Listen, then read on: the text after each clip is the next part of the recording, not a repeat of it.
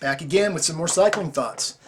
You know, I've been reading a lot of stuff on Reddit and stuff and in the forums and stuff. There's a lot of new cyclists coming out and they're saying, you know, should I buy bike A, carbon frame, or bike B, you know, aluminum, steel, whatever, something else.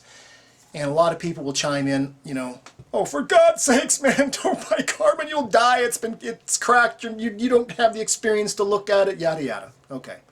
Well, you know, a lot of that's true. Carbon is a little bit more susceptible to damage, and you do have to check it, you know, for cracks and stuff when you buy it. But aluminum fails. I've broken, you know, steel frames. Actually all the frames I've broken were steel, and that was 3 of them. I've broken aluminum handlebars. That's aluminum.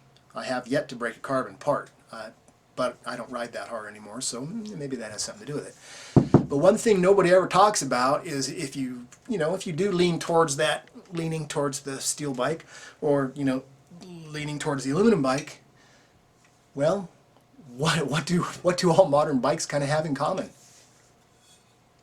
Oh, guy in the back, you're correct. Carbon fork. Okay? So now we're back to that horrible carbon that could be damaged and cracked, and you don't have the experience to look at it and know because you're a newbie and yada yada. And to me, there's nothing more terrifying on breaking a bicycle than having a fork break and having you do a face plant at, you know, 30 miles an hour going down a road. So, you know, if we're worried about carbon, every bike almost has a carbon fork.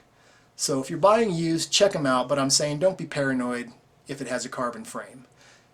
Be paranoid if it has a carbon fork, which they all do. So in general, check it out before you buy it. There's a lot of good used buys out there. But be safe, and always remember, you're riding on carbon, whether it's aluminum or steel or titanium or, you know, whatever. So be safe. Thought for the day. Thanks for watching.